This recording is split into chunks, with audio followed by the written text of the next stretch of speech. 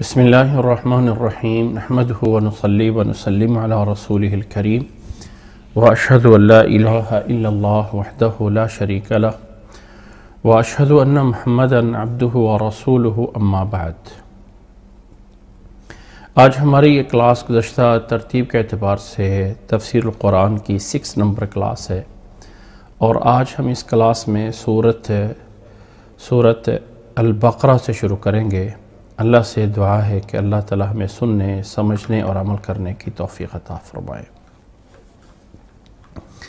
یاد رکھ لیں کہ قرآن مجید ایک ایسی کتاب ہے جس میں اللہ تعالیٰ نے دنیا اور آخرت کی ہر طرح کی بھلائی اللہ تعالیٰ نے اس قرآن مجید میں بیان فرمائی ہے،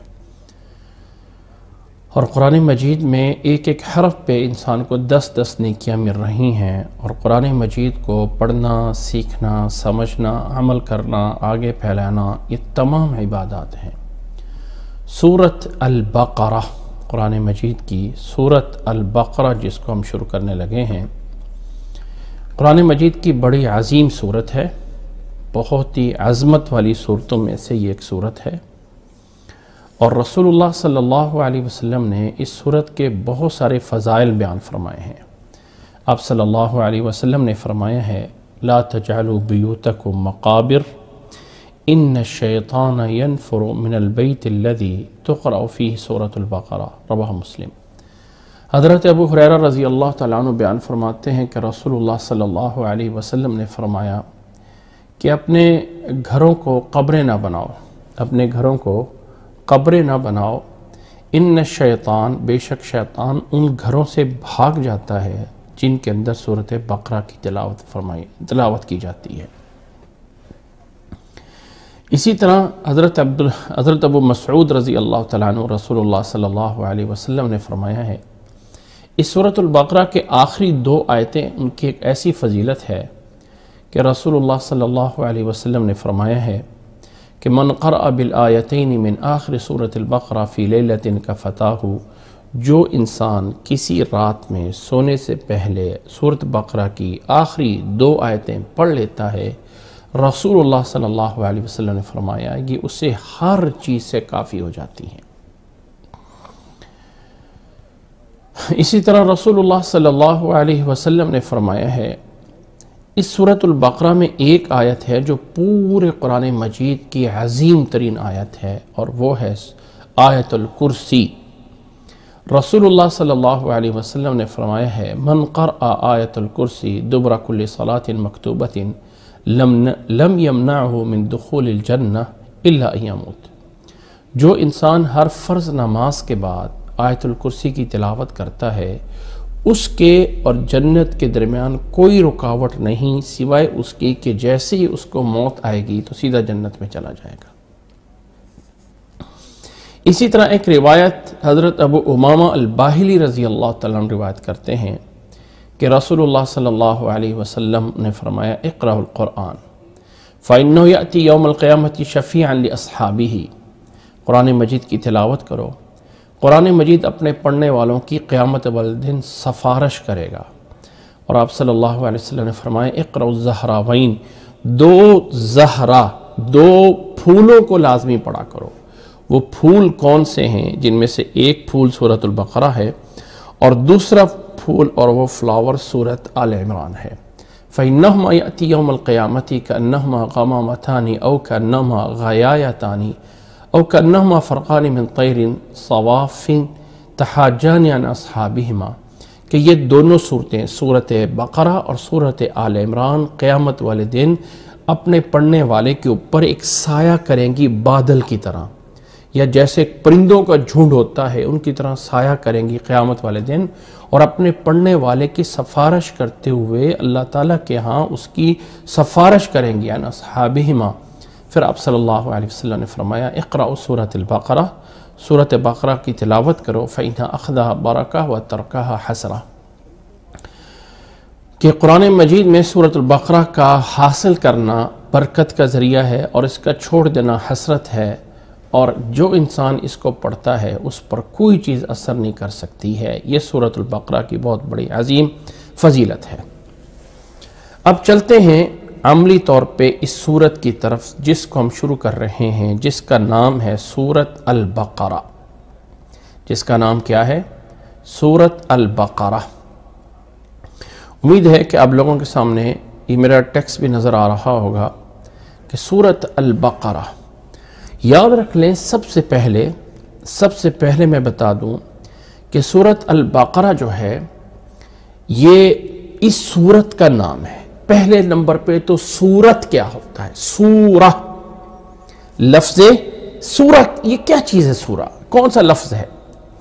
ویسے عربی زبان میں سور کہتے ہیں دیوار کو، جو درمیان میں کوئی چیز بھی رکاوٹ بنائی جاتی ہے، اس سائڈ پہ ایک رہتا ہے اور اس سائڈ پہ ایک رہتا ہے، تو درمیان میں جو دیوار ہوتی ہے اس کو سور بولا جاتا ہے، اور اس کو نشانی بھی بولا جاتا ہے، علامت۔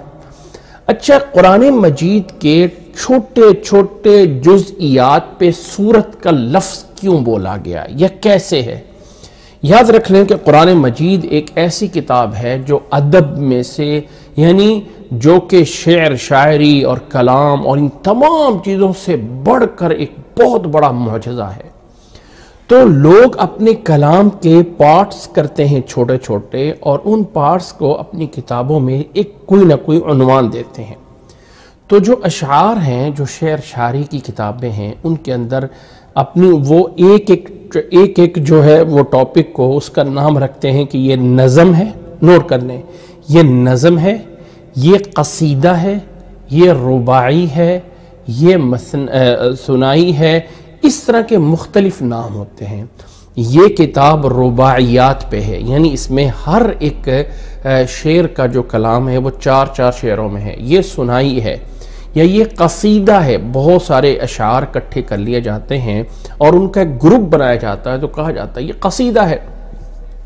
اسی طرح کسی شخصیت کے بارے میں، کسی ملک کے بارے میں، کسی جو ہے وہ اور چیز کے بارے میں چند ایک اچھے الفاظ جوڑے جاتے ہیں اور ان الفاظ کے اوپر بولا جاتا ہے کہ یہ نظم ہے۔ کیا بولا جاتا ہے؟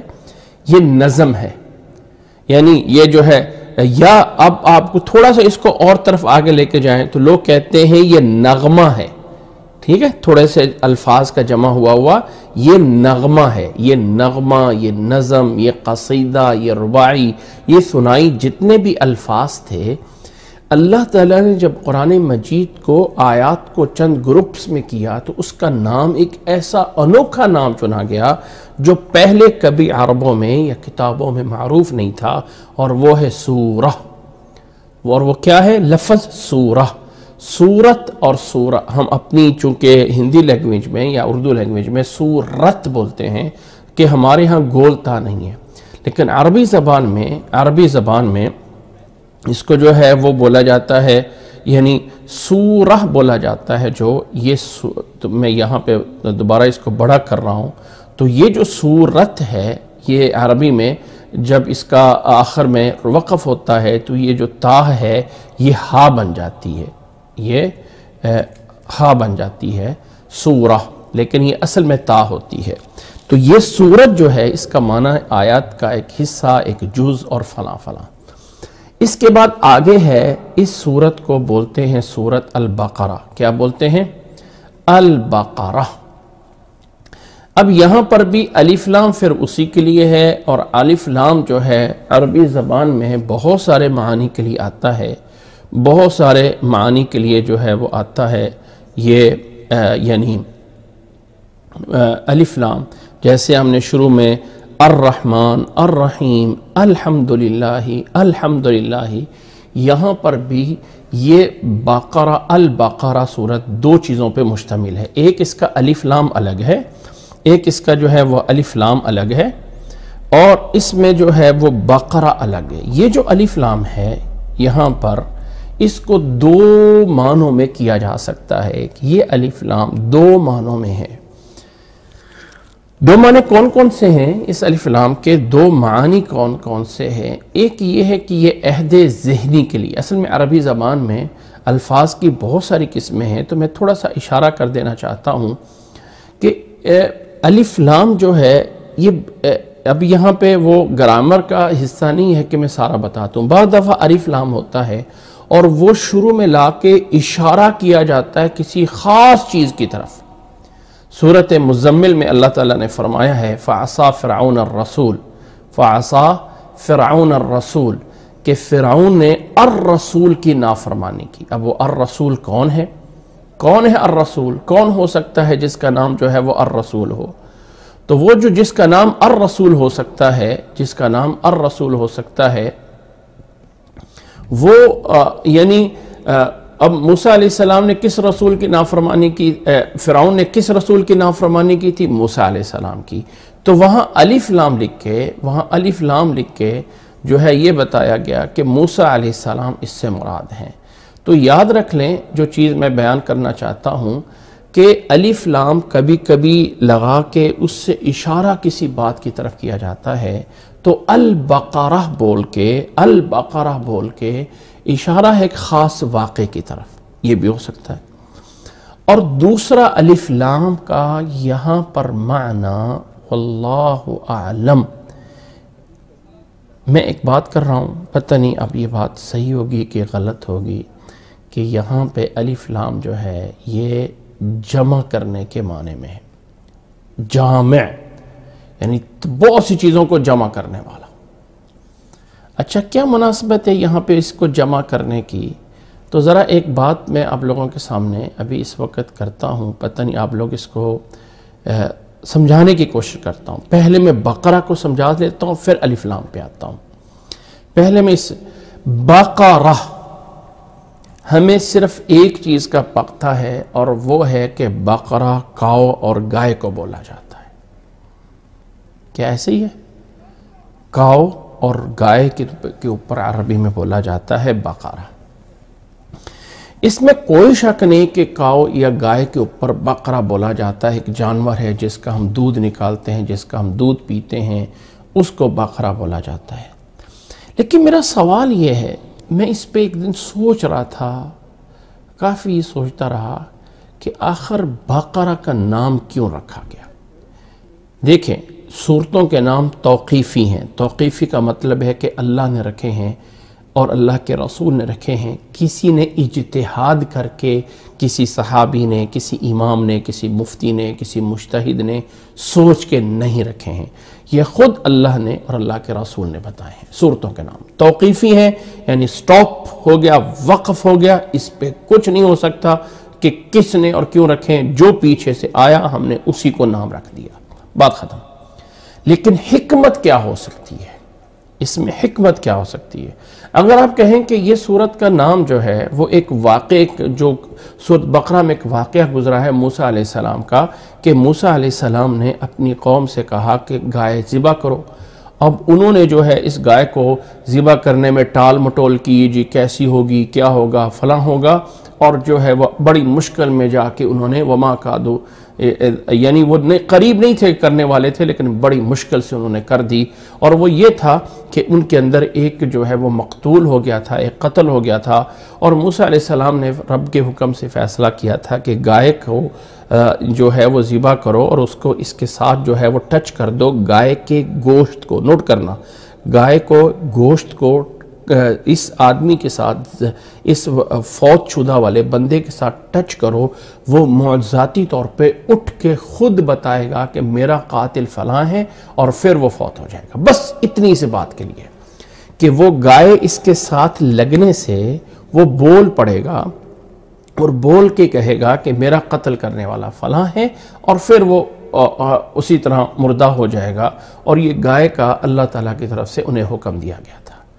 یہ واقعہ موجود ہے سورت بقرہ میں، اور اس سورت بقرہ میں اس واقعے کی مناسبت سے اس سورت کا نام سورت البقرہ رکھا گیا ہے۔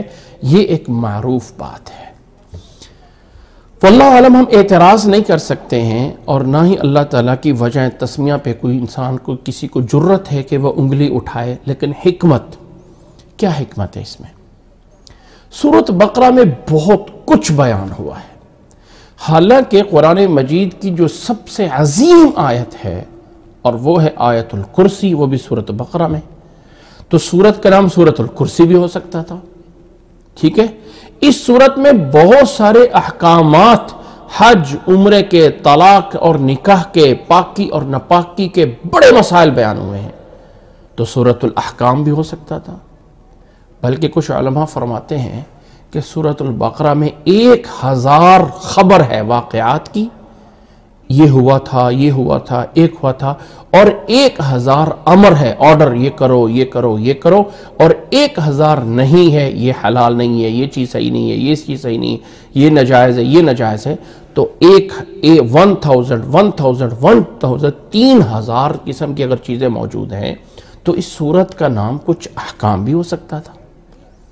سورت البقرہ میں وہ بقرہ کا قصہ کوئی ویلیویبل نہیں ہے ان چیزوں کے مقابل میں جو سورت میں اور بڑی چیزیں بیان ہوئی ہیں۔ سورت البقرہ میں آیت الکرسی اللہ تعالیٰ کی توحید کو بیان کر رہی ہے۔ سورت البقرہ میں احکام نکاح اور احکام طلاق اور احکام حج اور بڑے بڑے احکامات گزرے، حتیٰ کہ قرآن مجید کی آخری آیت وَاتَّقُوا يَوْمًا تُرْجَعُونَ فِيهِ إِلَى اللَّهِ وہ بھی سورت بقرہ میں ہے، اور لین دین کے احکامات، خرید و فروخت، سود، یہ فلاں سب اس سورت میں بیان ہوا ہے۔ اور وہ عظیم 2 آیتیں بھی اس سورت میں ہیں جو سارا قرآن اللہ کے نبی صلی اللہ علیہ وسلم کو زمین پہ دیا گیا، لیکن آخری 2 آیتیں معراج کی رات میں آسمانوں پہ نبی صلی اللہ علیہ وسلم کو دی گئیں۔ وہ 2 آیتیں بھی اسی میں ہیں، لیکن تمام کو چھوڑ کے ایک چھوٹا سا واقعہ بقرہ کا لیا گیا اور اس سے سورت کا نام ہو گیا۔ کیا حکمت ہو سکتی ہے؟ اب ذرا پوائنٹ سنیے، حکمت میں بیان کر رہا ہوں۔ پہلی حکمت، نمبر 1، میں اس کو نمبر دوں گا پوائنٹ سے، لیکن یہ میں بات بتا رہا ہوں، یہ کوئی میرے پاس دلیل نہیں ہے، یہ میں ایک اللہ تعالیٰ نے قرآن مجید میں فرمایا تدبر کرو، غور و فکر کرو۔ اسی غور و فکر اور تدبر کا ایک نتیجہ ہے کہ ایسا ہو سکتا ہے کہ حکمت یہ ہو۔ لازمی میں علت نہیں بیان کر رہا ہوں، حکمت بیان کر رہا ہوں۔ وہ اللہ کی کسی بات پہ ہم اعتراض نہیں کر سکتے، اللہ تعالیٰ سے پوچھا نہیں جا سکتا اللہ تعالیٰ تو نے کیوں کیا، ہم کہتے ہیں کہ ہو سکتا ہے اس کی حکمت یہ ہو۔ ایک بات تو پہلی حکمت یہ ہے کہ اللہ کے نبی صلی اللہ علیہ وسلم پہ یہ سورت نازل ہوئی ہے مدنی دور میں، مدینہ کے شروع میں آنے میں، جب ریاست مدینہ بن رہی تھی اور جب ریاست مدینہ کی بنیاد رکھی جا رہی تھی۔ نوٹ کریں اس بات کو، جب ریاست مدینہ کی بنیاد آ رہی تھی تب اس سورت کو نازل کیا گیا تھا۔ اور اس مدنی دور کے شروع میں مکہ مکرمہ میں مسلمانوں کی ریاست نہیں تھی، مسلمانوں کی حکومت نہیں تھی۔ جب ہجرت کر کے نبی صلی اللہ علیہ وسلم مدینہ کی طرف آئے تو تب مسلمانوں نے ایک ریاست کی بنیاد رکھی، جس کی ابتدا ہوئی تھی مسجد نبی کی تعمیر سے، اور پھر یہ ایسی ریاست بنتی گئی جو 10 سال کے اندر پورے علاقے میں ایک ریاست مدینہ بن کے اٹھتی ہے، اور فتح کرتے کرتے کرتے چند سال کے عرصے میں دنیا کے کناروں تک یہ ریاست پہنچ جاتی ہے۔ اس ریاست کی جب ابتدا ہوئی تو ان تمام واقعات میں سے ایک چھوٹے سے واقعے کو بنیاد بنایا گیا، اور وہ واقعہ ہے گائے کا، اور سمجھایا گیا کہ اے مسلمانوں، ان یہود و نصارہ کی طرح مت بننا جنہوں نے اپنے نبی کے کہنے پہ ٹال مٹول اور طرح طرح کی چیزیں بولی تھی۔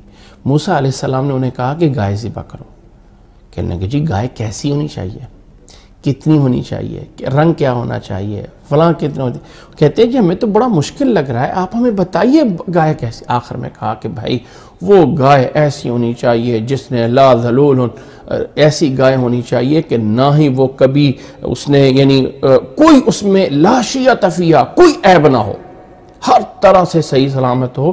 بڑی مشکل سے جا کے انہیں جو ہے وہ تلاش کرنا پڑا اور پھر ذبح کی۔ اگر شروع میں مان لیتے اور کہہ دیتے کہ آمنا وصدقنا، کوئی بھی گائے لے کے آ جاتے، میں ایک مثال دے کے اس کو سمجھاتا ہوں کہ جیسے ایک چیز 100 روپے میں مل رہی تھی، پوچھ کے اسی چیز کو 1,00,000 روپے میں کر کے اپنے سر پہ ڈال لیا، تو اللہ تعالیٰ نے واقعہ بیان کر کے اشارہ کر کے اس خاص واقعے کی نسبت سے کہ اے مسلمانوں تم اس قوم کی طرح نہ بننا، بلکہ آمنا وصدقنا، جو کہا گیا ہے اسی کو فالو کرنا، یعنی وہ واقعہ مقصود نہیں، اس واقعے کے بیک گراؤنڈ پہ جو حکمت تھی اس واقعے کی اس کی طرف اشارہ کرنا تھا اس سورۃ البقرہ کو رکھ کر. اور جو لوگ اس چیز پہ بنیاد رکھ کے چلتے ہیں کہ جو میرے بڑے نے کہہ دیا یس میں اس کو مانتا ہوں، تو آہستہ آہستہ وہ ریاست کامیاب ہوتی ہے.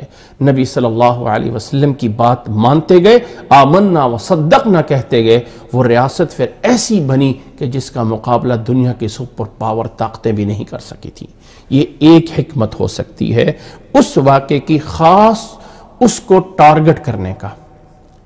نمبر 2، ٹھیک ہے، اب نمبر 2 پہ میں آتا ہوں اور اس کو میں سمجھانا چاہتا ہوں.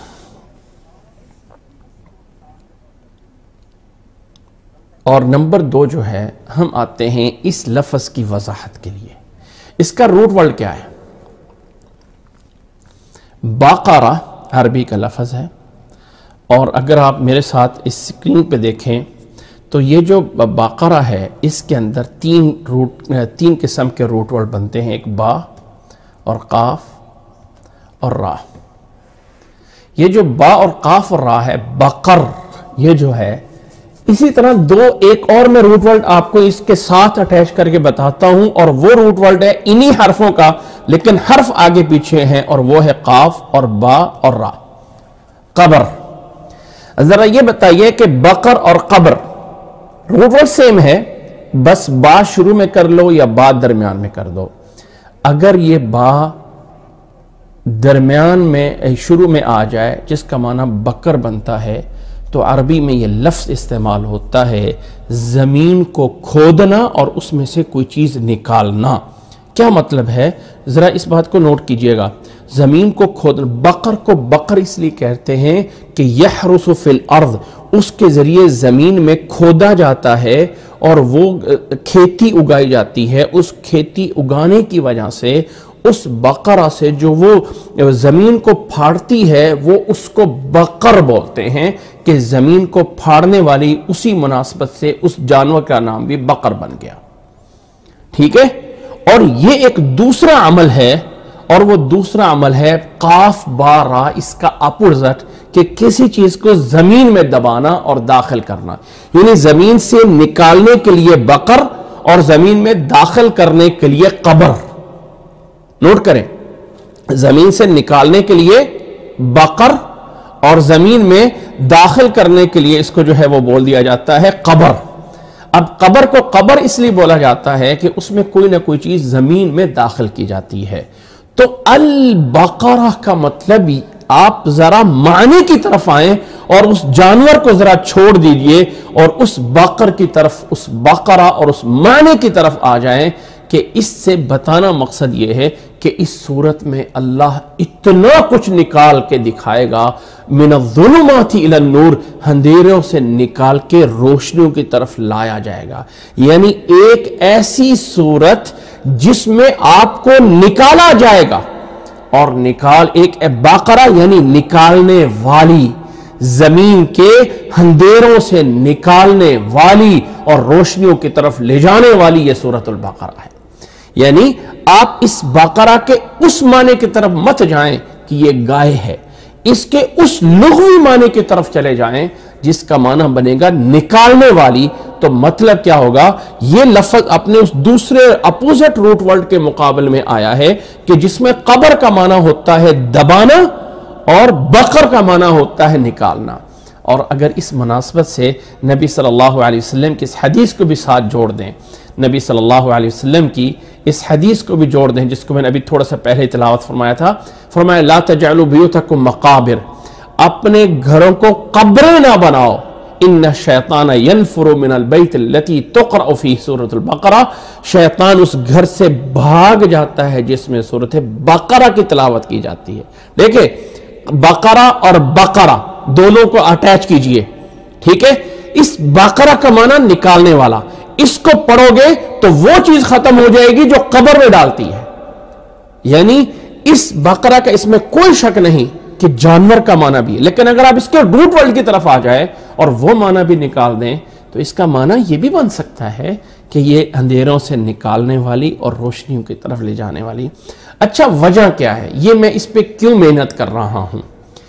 اس لیے کہ صرف اور صرف پہلی قرآن مجید کی سورت اور جیسے انسان قرآن مجید کو اوپن کرتا ہے تو پہلا لفظ آتا ہے سورۃ البقرہ، یعنی سورۃ فاتحہ تو ہے ہی ہے، لیکن آخر ایک نئے مسلمان ہونے والا، ایک نیا بندہ جو قرآن مجید کا جس کو کوئی تعارف نہیں ہے اور پہلی دفعہ آ کے قرآن مجید نکالے گا تو آئے گا سورۃ قاف، سورۃ بقرہ، کہے گا یار کیا چیز ہے، اس قاف کا اس بقرہ کا کیا تعلق آ گیا قرآن مجید سے؟ تو سمجھانا مسئلہ ہے۔ اگر آپ اس قاف والے لفظ کو اور گائے والے کو ذہن سے نکال دیں اور اس لفظ کی طرف آ جائیں کہ اس کا معنی ہے نکالنے والی چیزیں، اور واقعاً اگر سورۃ بقرہ کے اس مفہوم پہ چلے جائیں، وہ مفہوم کہ یہ سورۃ بقرہ اندھیروں سے نکال کے، ان چیزوں سے نکال کے بہت کچھ بتائے گی، تو یقیناً الف لام میم سے لے کے کافرون تک جو سورۃ وانصرنا علی القوم الکافرین، یہ جو اس کی 286 آیات ہیں، جو تقریباً 2.5 پارے کے قریبی سورت ہے، اس کو پڑھا جائے گا تو یہ بہت کچھ نکال کے دکھا رہی ہے۔ اس کا ایک معنی اور مطلب یہ بن سکتا ہے۔ تو 2 باتیں ہوں گی۔ آئیے ذرا تیسری بات کی طرف۔ کون سی بات ہے؟ تیسری بات، اور اس کو کرنے سے پہلے میں اسی با اور قاف کا ایک روٹ ورڈ کا ایک دوسرا معنی بتا رہا ہوں، اس کا ایک دوسرا معنی بتا رہا ہوں، اور وہ دوسرا معنی ہے باف، قا اور را لفظ بولا جاتا ہے جمع کرنے پہ۔ کسی چیز کو جمع کرنا ہونا تو اس کے لیے لفظ یہ بولا جاتا ہے، لفظ یہ بولا جاتا ہے، میں اپنی آواز شاید مجھے ریپیٹ ہو رہی ہے جی، تو یہ بولا جاتا ہے جمع کرنے والے پہ۔ میں آپ کے سامنے ایک ڈکشنری جو ہے وہ میں نے اوپن کی ہے صرف یہ والا معنی دکھانے کے لیے، اور میں اس ڈکشنری سے یہ معنی اگر نکالتا ہوں، تقریباً ساری ڈکشنریاں میں نے اپنے سامنے ڈسپلے کی ہیں تاکہ میں یہ والا معنی نکال سکوں۔ تو یہاں سے میں آپ کو ایک معنی اس کا سمجھانا چاہوں گا۔ یہ ہے اس کا روٹ ورڈ، یہ ہے اس کا روٹ ورڈ جو با یعنی بقر ہے۔ اس کے الفاظ میں سے جس کو میں ٹارگٹ سمجھانے کے لیے کہہ رہا ہوں کہ یہ آپ لوگوں نے سنا ہوگا کہ ائمہ کرام میں سے ایک امام کا لقب جو ہے وہ باقر کے نام سے کہا جاتا ہے، ٹھیک ہے؟ یہ ذرا عبارت اگر پڑھیے تو الباقر کا معنی ہے المتوسع فی العلم، جو علم میں بہت زیادہ وسیع ہو، بہت بڑا عالم ہو، بہت زیادہ اس کے پاس علم ہو، اسے کہا جاتا ہے باقر، اسے کہا جاتا ہے باقر، المتوسع فی العلم۔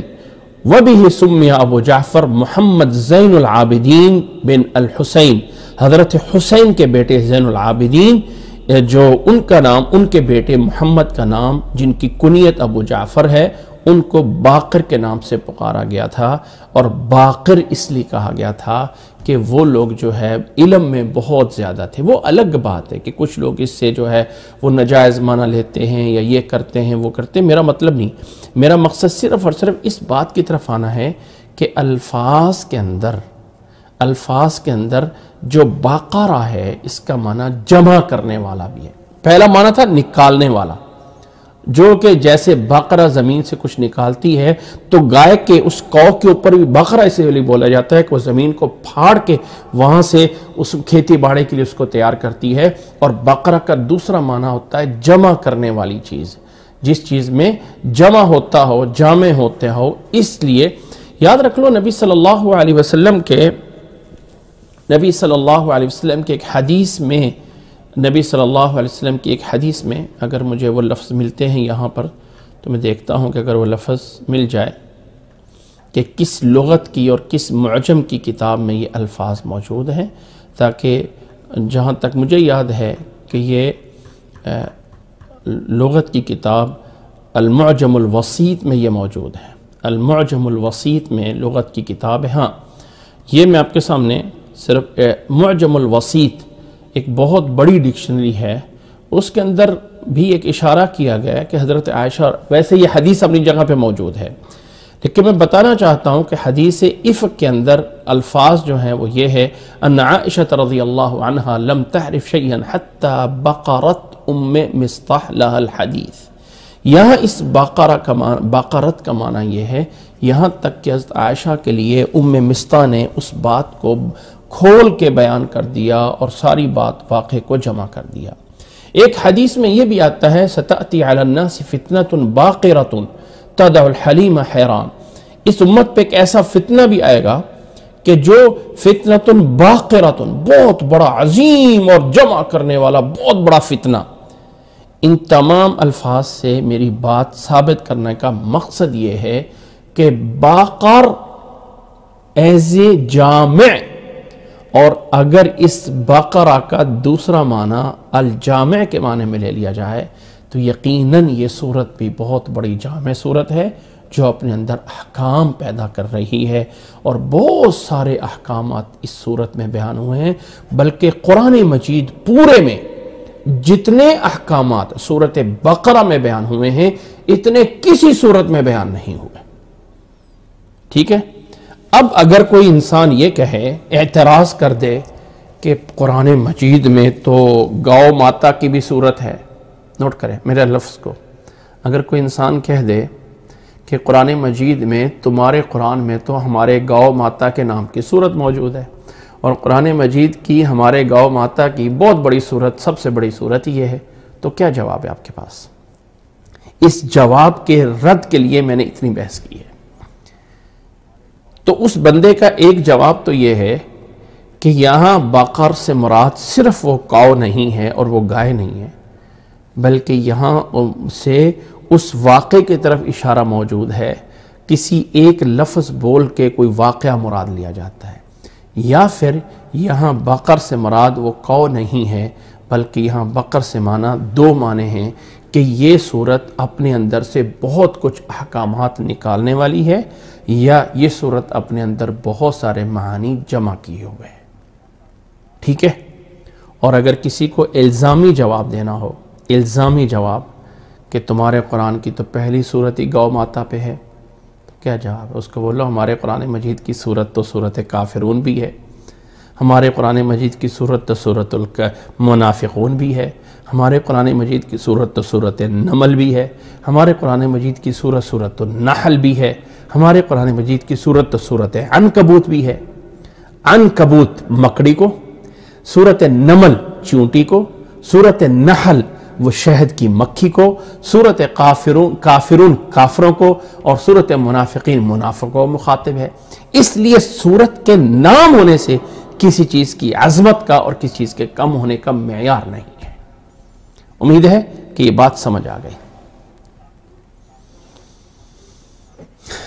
جی، امید ہے کہ یہ بات اچھی طرح سمجھ آ گئی ہوگی کہ صورت کا نام بننے سے کسی چیز کا معیار نہیں بنتا ہے۔ صورت کا نام میں تو صورت کافرون بھی ہے، صورت منافقون بھی ہے، صورت نمل بھی ہے، صورت نحل بھی ہے، اور صورت عنکبوت بھی ہے۔ مکڑی، مکھی شہد والی، شہد کی مکھی، اور اسی طرح جو ہے وہ چونٹی، اور اسی طرح کافر، اور اسی طرح منافق۔ ٹھیک ہے، اگر ان کے نام پہ لیکن سورت الرحمن بھی ہے اور سورت محمد بھی ہے۔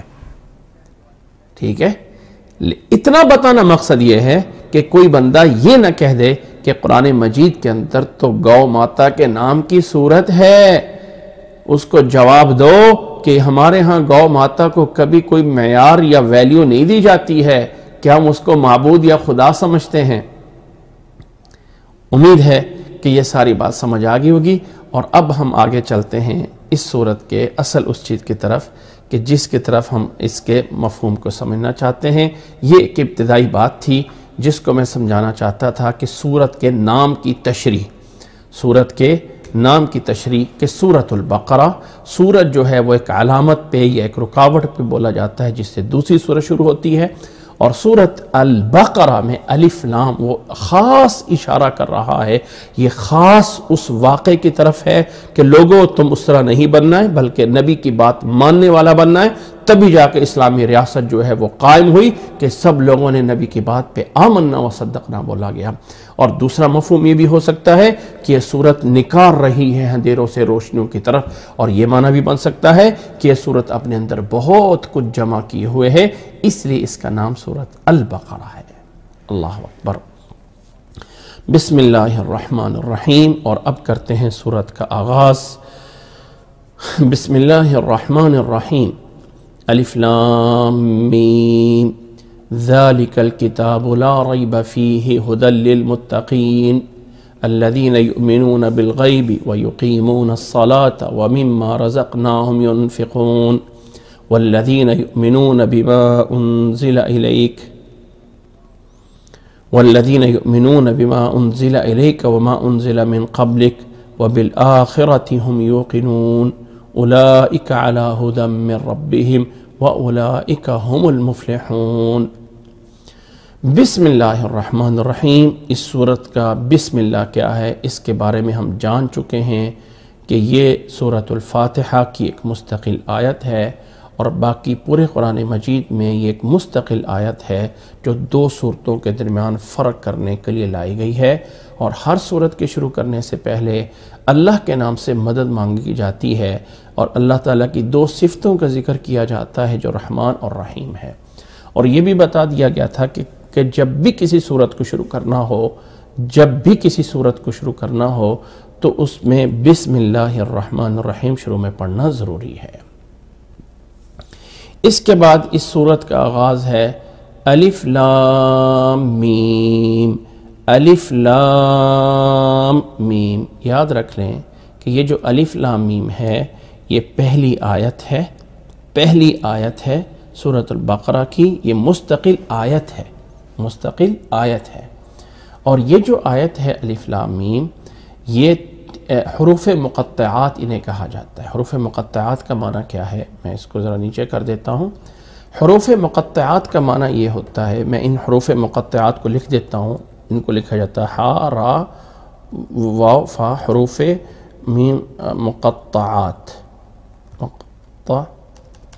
مقطعات یعنی مقطعات کا معنی یہ ہے کہ الگ الگ ہونے والے حرف، جیسے ہم الف، با، تا، ثا اور جیم اور ہا جتنے بھی آگے بولتے ہیں، یا خا، یہ سارے جو حرف الگ الگ ہوتے ہیں یہ سارے حروف مقطعات ہوتے ہیں، یعنی اور مقطعات کا معنی توڑے ہوئے۔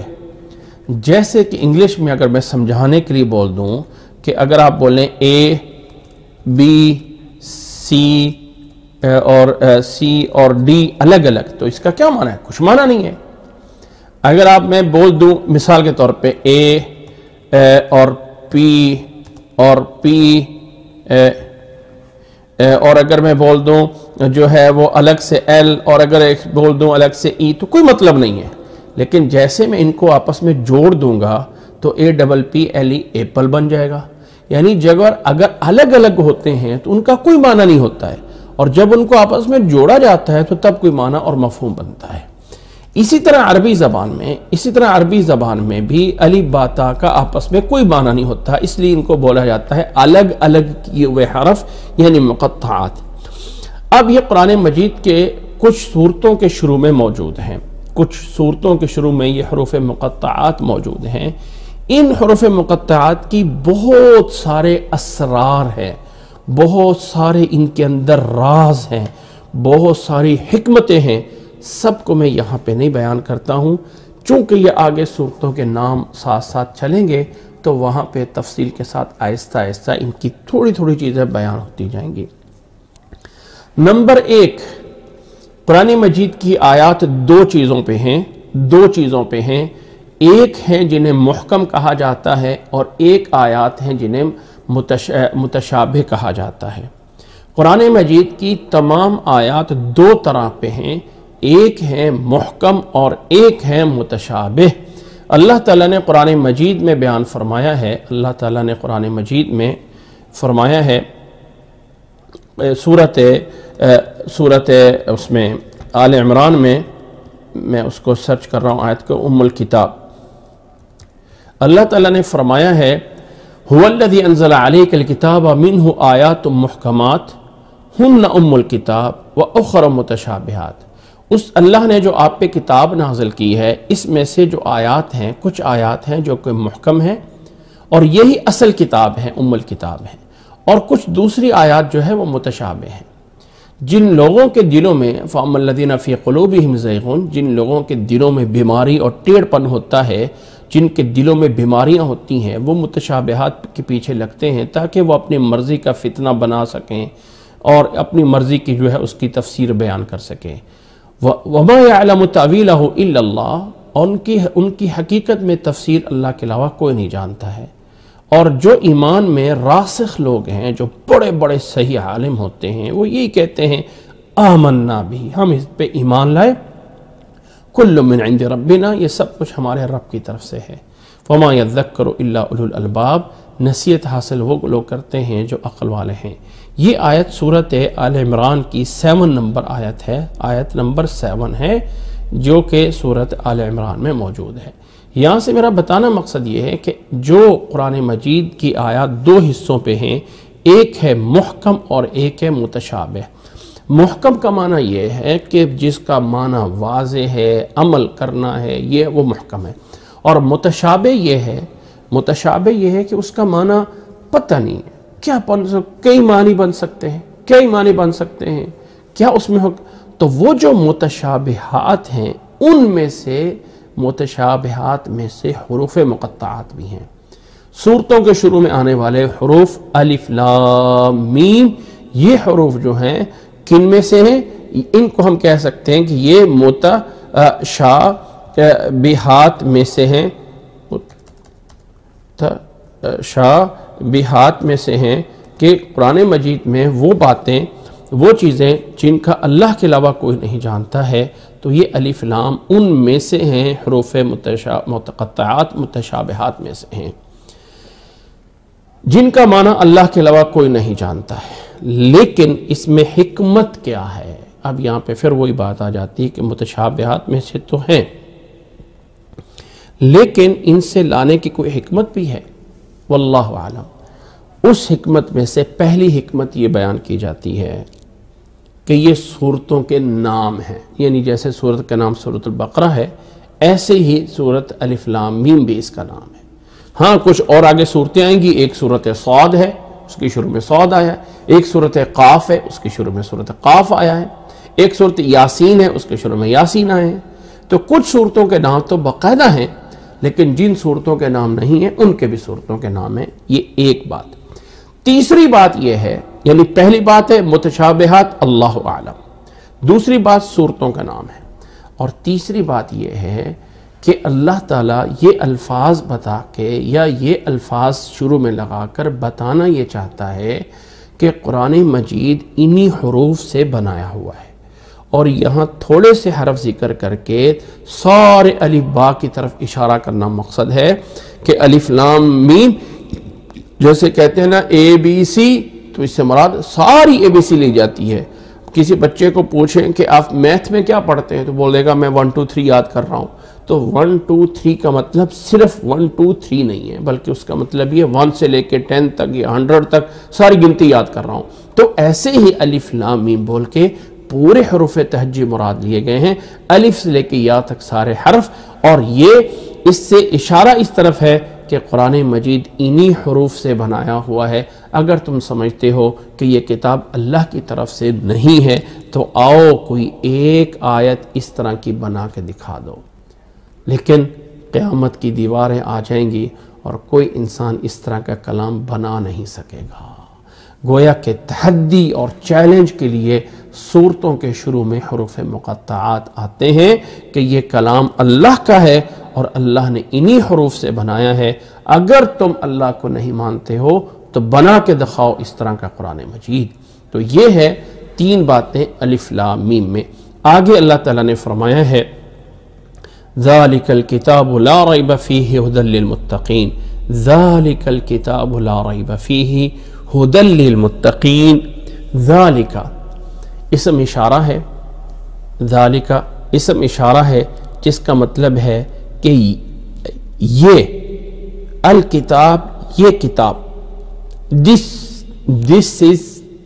this book، یہ کتاب، لا ریب فیہ، اس کی پہلی خبر اور صفت یہ ہے کہ اس میں کوئی شک نہیں ہے، اور دوسری اس کی صفت یہ ہے کہ یہ ہدایت ہے متقین کے لیے۔ ذالک اسم اشارہ ہے، اور ہم جانتے ہیں کہ ہر زبان میں، عربی زبان میں بھی اور دوسری زبانوں میں بھی اشارے کی 2 قسمیں ہوتی ہیں۔ ایک اشارہ ہوتا ہے قریب والا اور ایک ہوتا ہے بعید والا، ایک ہوتا ہے دس اور ایک ہوتا ہے دیٹ، اور ہم اپنے اردو میں کہتے ہیں یہ اور وہ، ایک ہوتا ہے قریب کے لیے یہ اور دور کے لیے وہ۔ اور عربی زبان میں بھی یہ جو اشارہ ہوتا ہے یہ دو طرح کا ہوتا ہے، ایک اشارہ ہوتا ہے، اللہ اکبر، ایک اشارہ ہوتا ہے جو کہ قریب کے لیے ہوتا ہے، اور تو ہم اس کو لکھتے ہیں، اس کو جو ہم اس طرح لکھتے ہیں کہ ہاذا۔ اب ہاذا کا معنی یہ، اور ذالکا کا معنی جو ہوتا ہے، اس کا معنی ہوتا ہے وہ۔ ہاذا کا معنی جو ہے وہ ہوتا ہے یہ، اور ذالکا کا معنی ہوتا ہے وہ۔ یہ جو وہ ہے یہ دور کے لیے ہے، اور ہاذا یہ قریب کے لیے ہوتا ہے۔ اب جس کتاب کی طرف اشارہ ہے ذالکا کا بول کے کہ ذالک الکتاب، یہ کتاب قریب ہے یا انسان سے دور ہے؟ جب انسان پڑھ رہا ہے اس کتاب کو تو یہ انسان کے قریب ہوتی ہے یا دور ہوتی ہے؟ انسان کے قریب ہوتی ہے، قریب ہوتی ہے، یعنی جس کتاب کو پڑھ رہا ہے اسی کتاب کی عظمت ہے نا، ذالک الکتاب، یہ کتاب۔ لیکن اس کا ترجمہ عموماً وہ یعنی یہ قریب ہوتی ہے، لیکن اشارہ اس کی طرف ذالکا کیا گیا ہے، جبکہ چیز تو سامنے ہوتی ہے۔ تو یاد رکھ لیں یہ عربی کا اسلوب ہے، عربی کا ایک سٹائل ہے کہ اب قریب والی چیز کو بڑا کرنے کے لیے اشارہ دور والا کیا جاتا ہے، یعنی قریب والی چیز کو بڑا بنانے کے لیے اشارہ دور کا لایا جاتا ہے۔ ھذا الکتاب نہیں بولا گیا، ذالک الکتاب بولا گیا، اور اس کے اندر یہ چیز لفظ کو بولے بغیر، کوئی ایکسٹرا ورڈ لائے بغیر یہ معنی ہو گیا کہ یہ عظیم کتاب۔ اب وہ عظیم کتاب کا اور وہ جو ہے عظیم کے عظمت والا معنی آ گیا ذالکا کا لفظ لانے کی وجہ سے۔ اور اگر یہ کہہ دیا جاتا ھذا الکتاب تو معنی یہی تھا کہ ھذا الکتاب لا ریب فیہ ھدی للمتقین، لیکن اس میں وہ عظیم اور عظمت اور بڑا وقار اور مرتبہ نہ آتا۔ تو اللہ تعالیٰ نے ھذا کی جگہ ذالکا کا لگا کے وہ والا معنی دے دیا ہے کہ یہ وہ عظمت والی بڑی کتاب ہے۔ جس کتاب کو شروع کر رہے ہیں نا الف لام میم کر کے، یہ کوئی عام بات نہیں ہے، یہ رب العالمین کی طرف سے بڑی چیز ہے۔ ذالک الکتاب لا ریب فیہ، گویا کہ ذالکا کی وجہ سے عظمت دینا مقصد ہے۔ اب ذرا یہ بتائیے، اس کے بعد آگے والا لفظ آ رہا ہے اور وہ آ رہا ہے اور وہ آ رہا ہے الکتاب، ذالک الکتاب۔ الکتاب، ویسے تو ذالک الکتاب ال سے مراد یہ خاص کتاب بن گئی، اور کتاب سے مراد قرآن مجید ہے کہ یہ وہ عظیم کتاب ہے۔ آپ لوگوں کو یاد ہے کہ جب میں نے شروع میں 2 کلاسیں پڑھائی تھیں، 2 کلاسیں اسی دورہ قرآن میں، تو میں نے وہاں پہ کتاب اور قرآن میں فرق بیان کیا تھا۔ کتاب اور قرآن میں فرق بیان کیا تھا، کسی کو یاد ہے؟ صرف اتنا بتا دیں ٹیکسٹ میں کہ مجھے یاد ہے، تو میں سمجھتا ہوں کہ میرے پڑھانے کا مجھے صلہ مل جائے گا۔ کہ کتاب اور قرآن میں فرق کیا ہے؟ کسی کو یاد ہے نہیں ہے؟ کوئی بھی ٹیکسٹ میں بتا دیں کہ مجھے یاد ہے کیا بولا گیا تھا، مجھے یاد ہے جب ہم یہ کرتے تھے، جب ہم وہاں تھے۔ جی، تو میں اس کو تھوڑا سا دوبارہ کر دیتا ہوں اگر بھلا دیا، اور میں نے وہاں پر یہ بتایا تھا کہ لوگوں یاد رکھ لیں، اللہ تعالیٰ آپ کو جزائے خیر عطا فرمائے ماشاءاللہ۔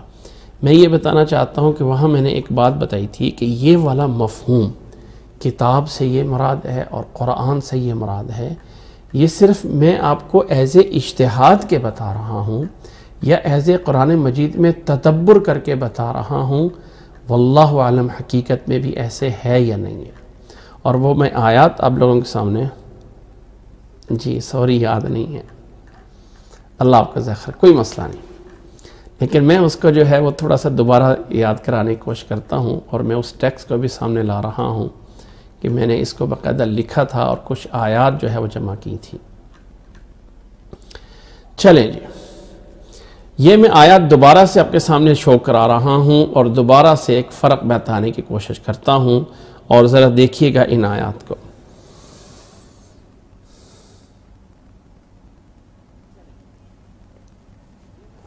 جی اللہ کو ذائقہ عطا فرمائے۔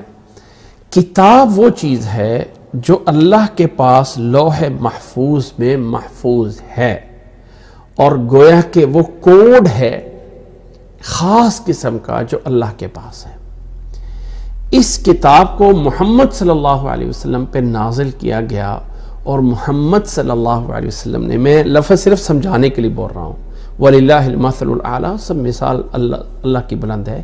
محمد صلی اللہ علیہ وسلم نے اس کو ڈی کوڈ کیا ہے، اس کو جو ہے وہ ڈی کوڈ اس طرح کیا، یعنی کوڈ سے ڈی کوڈ، اس سے نکال کے جو آگے ہمیں بتایا ہے وہ قرآن ہے۔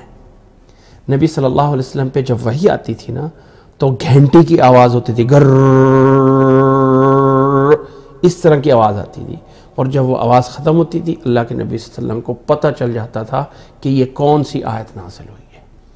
تو وہ جو کوڈنگ تھی، وہ قرآن، وہ کتاب، اس کو قرآن مجید نے کیا۔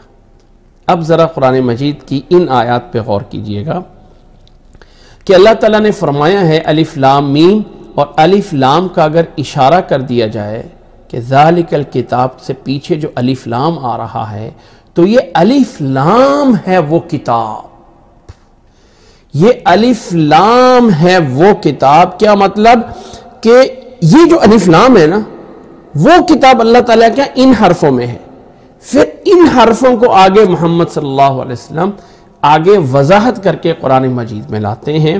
ذرا اگلی باری اور آیت پہ بھی غور کیجئے گا۔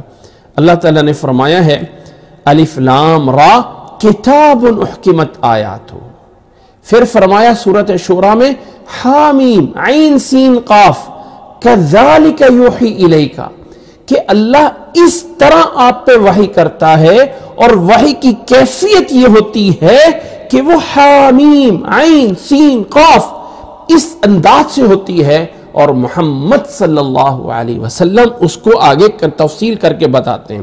سورۃ یونس کی آیت نمبر 38 اور 37 پہ اگر غور کر لیجئے، اللہ نے فرمایا وَمَا كَانَ هَذَا الْقُرْآنُ أَن يُفْتَرَى مِن دُونِ اللَّهِ، نوٹ کرنا، یہ قرآن اللہ کے علاوہ کسی اور سے نہیں بنایا گیا، لیکن یہ تصدیق کر رہا ہے، تصدیق ہے الذی بین یدیہ، اس سے پہلی کتابوں کی، اور آگے وَتَفْصِيلَ الْكِتَابِ، یہ تفصیل ہے کتاب کی۔ ان دو پوائنٹوں کو نوٹ کیجئے۔ فرمایا وَمَا كَانَ هَذَا الْقُرْآنُ، وَمَا كَانَ هَذَا الْقُرْآنُ، اور پھر فرمایا تفصیل الکتاب ہے، یہ تفصیل ہے اس کتاب کی، لا ریب فیہ من رب العالمین، یہاں پر بھی سورۃ بقرہ میں آ رہا ہے لا ریب فیہ، فرمایا کہ اس کتاب کی ڈیٹیلز ہے جو لا ریب فیہ من رب العالمین ہے۔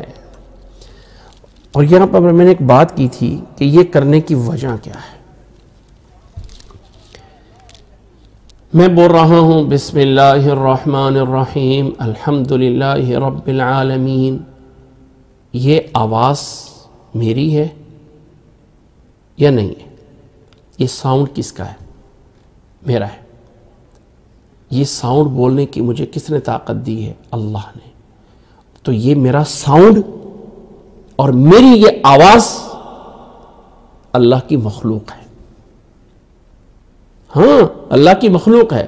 امام بخاری فرمایا کرتے تھے لفظی بالقرآن مخلوق، میرا لفظ قرآن مجید کا جو ہے وہ پڑھنا یہ مخلوق ہے۔ تو کلام اللہ کی صفت ہے، کلام اللہ کی صفت ہے، وہ مخلوق نہیں ہے۔ وہ جو کلام ہے اللہ تعالیٰ کی، وہ جو ہے وہ اللہ کی، یعنی اللہ کی صفت ہے۔ تو اللہ کی صفت جو ہے وہ کلام، اس کو اللہ کے نبی صلی اللہ علیہ وسلم نے قرآن بنا کے ہمارے سامنے دیا۔ تو یہ کتاب جو لوح محفوظ میں ہے اس فارمیٹ کا نام کتاب ہے، اور جو فارمیٹ ہمارے سامنے نبی صلی اللہ علیہ وسلم نے اس کتاب کی تفصیل کر کے بتایا ہے اس کا نام ہے قرآن۔ وہ فارمیٹ اور وہ کیفیت اس کلام کی جو لوح محفوظ میں ہے وہ ہے کتاب الکتاب، اور قرآن مجید وتفصیل الکتاب لا ریب فیہ، اور یہ قرآن اس کتاب کی تفصیل ہے جس میں لا ریب فیہ ہے۔ یہ دوبارہ اس آیت پہ غور کر لیجئے، یہ آیت ہے سورۃ یونس میں، فرمایا وما کان ھذا القرآن یفتری من دون اللہ ولکن تصدیق الذی بین یدیہ وتفصیل الکتاب لا ریب فیہ من رب العالمین، اور یہ تفصیل ہے اس کتاب کی لا ریب فیہ من رب العالمین۔ گویا کہ بات کو سمجھانے کے لیے کہہ رہا ہوں کہ نبی صلی اللہ علیہ وسلم نے ہمیں قرآن مجید دیا ہے، یہ قرآن بھی اللہ کا کلام ہے، لیکن اللہ تعالیٰ کو کسی چیز کا تشبیہ نہیں دے سکتے۔ سیم ایسے کہنا کہ یہ لفظ ایسے تھے اللہ تعالیٰ کے، تھوڑا سا مشکل ہے۔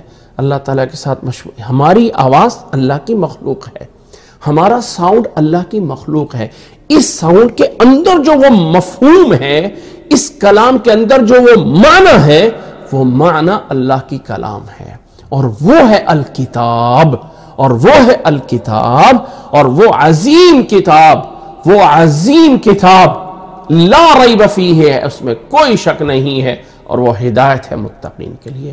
امید ہے کہ اب یہ مطلب ہم سمجھ گئے ہوں گے کہ الکتاب قرآن مجید کا نام بھی ہے، اور الکتاب یا قرآن مجید میں اگر کوئی باریکی سی بات نکالنا چاہیں تو اللہ کی وحی جو نبی صلی اللہ علیہ وسلم پہ نازل ہوتی ہے وہ الکتاب ہے، قرآن مجید کی وحی، اور جو قرآن مجید نبی صلی اللہ علیہ وسلم ہمیں پڑھاتے ہیں، ہاں پڑھانا وہ ہے قرآن، قراء سے ہے، اور کتاب وہ لکھا ہوا ہے۔ امید ہے کہ اب اس سے ہمیں بات تھوڑی سی سمجھ آ گئی ہوگی۔ پھر آگے اللہ تعالیٰ نے فرمایا کہ ذالک الکتاب لا ریب فیہ، یہ وہ عظیم کتاب ہے۔ اب اس کی پہلی صفت آ رہی ہے لا ریب فیہ، اس کتاب میں کوئی شک نہیں ہے، لا ریب فیہ۔ اب لا ریبہ کا معنی کیا ہے؟ لا ریبہ، اب لا ریبہ میں اگر آپ غور کریں تو یہ تین ورڈ ہیں، تین ہیں آپس میں، تین ہیں۔ پہلا اس میں سے لا ہے، دوسرا اس میں سے ریبن ہے، اور تیسرا اس میں سے فی ہے۔